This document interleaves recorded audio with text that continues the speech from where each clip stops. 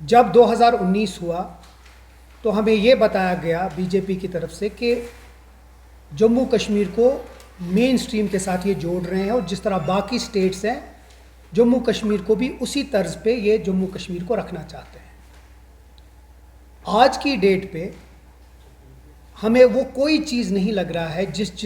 جو حق ویسٹ بنگال کو ہے، جو حق تامل ناڈو کو ہے، جو حق اروناچل کو ہے، جو حق گجرات کو ہے، وہ حق ہمیں نہیں مل رہا ہے،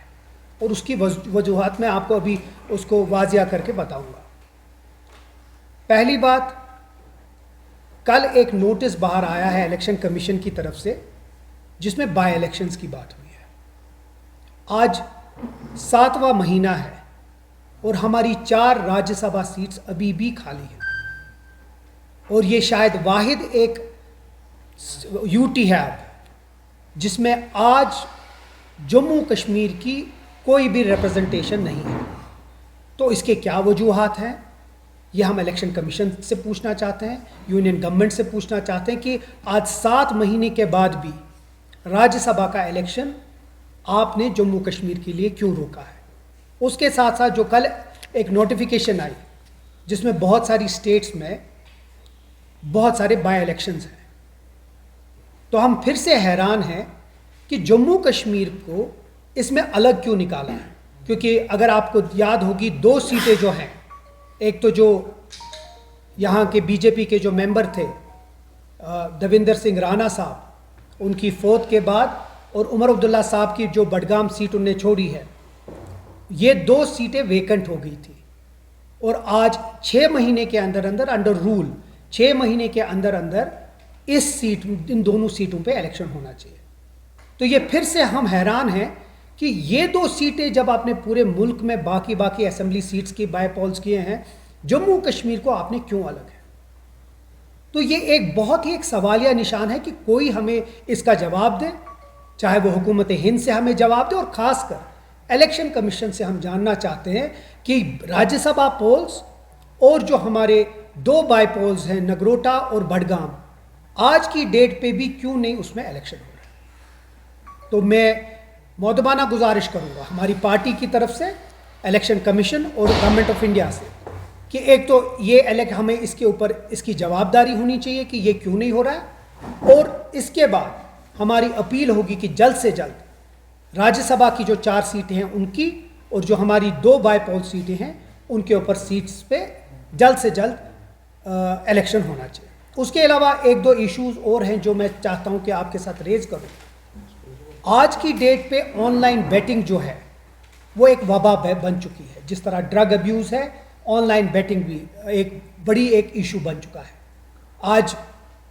میروائز صاحب نے بھی یہ بات اٹھائی ہے، ہم اس کی بات میں بات جوڑ کے اپیل کرنا چاہتے ہیں کہ اسٹرکٹ ڈائریکشن جانی چاہیے پولیس ڈپارٹمنٹ، کیونکہ ہماری حکومت کے ہاتھ میں لا اینڈ آرڈر اور پولیس نہیں ہے، تو ہم اس پہ کنسرن کے علاوہ زیادہ کچھ کر نہیں سکتے۔ میری اپیل ہوگی کہ جلد سے جلد جو آن لائن بیٹنگ ہے اس میں، کیونکہ ہمارے نوجوان جو ہیں وہ اس میں ملوث ہو رہے ہیں، ڈرگز میں ابیوز میں ملوث ہو رہے ہیں، اس کے اوپر بہت ہی جلدی اس کے اوپر ایک ڈیسیجن ہونا چاہیے۔ تیسرا، کچھ دنوں سے ہمارے جو مخالف ہیں وہ حیران پریشان ہو گئے ہیں جب سے ہماری ورکنگ کمیٹی کی میٹنگ ہوئی۔ ہماری ورکنگ کمیٹی نے بہت ہی 2 امپورٹنٹ ریزولوشنز پاس کیے ہیں، 7 ریزولوشن پاس کیے، اس میں سے 2 بہت اہم تھے۔ وہ جموں کشمیر کا جو اسپیشل سٹیٹس تھا اس کے بارے میں بات ہوئی، اور ہمارے اسٹیٹ ہوڈ کی بحالی کی بات ہوئی۔ جہاں باقی پولیٹیکل پارٹیز آج بھی اپنے گھروں میں بیٹھے ہوئے ہیں اور صرف طنز کس رہے ہیں، جموں کشمیر نیشنل کانفرنس نے اسمبلی میں، کیبنٹ میں، اور جو سب سے بڑی ڈیسیجن باڈی میکنگ باڈی ہے جموں کشمیر نیشنل کانفرنس، اس کے ڈیسیجن میکنگ باڈی میں جو اسپیشل سٹیٹس ہے اس کا ریزولوشن پاس کیا، اور اب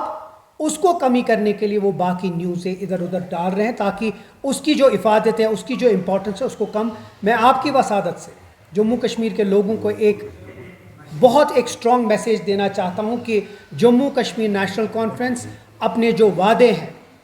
جو اپنے مینیفیسٹو میں سب سے امپورٹنٹ وعدے تھے، جموں کشمیر کا جو خصوصی درجہ اس کے لیے اور اسٹیٹ ہوڈ کے لیے، قائم دائم ہے, ہم اس کو کبھی بھی اپنے ایجنڈا سے باہر نہیں کریں گے. اس کے علاوہ ہماری اپیل ہوگی حکومت ہند سے کہ اب ٹورزم ریوائول کا موقع آ چکا ہے. بہت سارے جو سٹیٹس ہیں, بہت ساری جو گورنمنٹس ہیں, ان کو اب جس طرح جموں کشمیر کے لوگ کھڑے رہے پورے ملک کے ساتھ, آج موقع ہے کہ اس ملک کو جموں کشمیر کے ساتھ کھڑا ہو کے یہاں کے ٹورزم ریوائول اور یہاں کی جو اکانومی ہے اس کو بہتر کرنے کے لیے ان کا یوگدان چاہیے, چاہے وہ گورنمنٹ آف انڈیا ہو یا جو بھی اس ملک کی سٹیٹس ہیں ان کو. جموں کشمیر کے حالات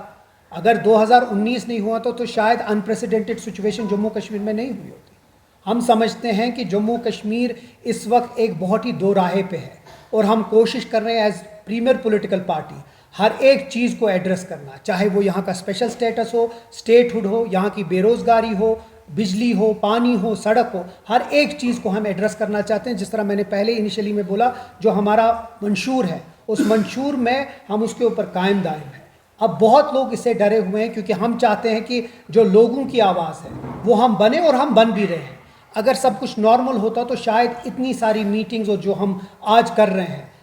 نیشنل کانفرنس چاہے وہ حکومت میں تھی یا حکومت کے باہر تھی, ہمیشہ لوگوں کے جو ایشوز ہیں ہمیشہ ریز کر رہے ہیں اور ہر ایک لیول پہ کر رہے ہیں. جو یہ ہے یہ بھی اسی کا ایک موقع ہے. ہم امید کرتے ہیں کہ جموں کشمیر کا جو اسٹیٹ ہوڈ ہے وہ جلدی ریسٹور ہو جائے اور اسی سال ہو جائے, تاکہ جو لوگوں کے مسائل ہیں وہ جلدی حل ہو جائے, اور جو یہاں کے جو میجر کنسرنز ہیں اس کو ہم ایڈریس کر سکیں. پہلی بات تو یہاں کے بی جے پی والوں کو دلی والے بی جے پی والے سنتے نہیں ہیں نہ بولتے ہیں. دوسری بات, اگر ایسی بات ہے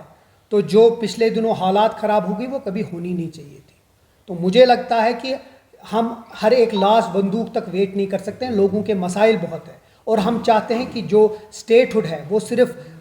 گنز اور جیل نہیں ہے, لا اینڈ آرڈر نہیں ہے. اس کے ساتھ ایک حکومت کے ساتھ لوگوں کا ملنا بہت امپورٹنٹ ہے. جو ان پٹس ہمیں لوگوں سے, ایم ایل اے سے, جو باقی جو گراس روٹ پہ ہے, وہ شاید ایک نارمل بیوروکریسی یا پولیس نہیں کر سکتی ہے. تو مجھے لگتا ہے جس طرح جموں کشمیر نیشنل کانفرنس اس سے پہلے بھی, چاہے وہ ڈاکٹر فاروق عبداللہ صاحب تھے یا عمر عبداللہ صاحب ایز وزیر اعلیٰ, بہت ہی سکسیسفل ٹینیور رہا ہے لا اینڈ آرڈر اور ہوم کے ساتھ, اسی طرح ہمارا جو حق ہے ہم کو وہ واپس دے. اور ہم اس لیے کہہ رہے ہیں کیونکہ اس ملک کے وزیر اعظم, یہاں کے ہوم منسٹر, اور سب سے بڑی بات ہے جو کانسٹیٹیوشنل بینچ ہے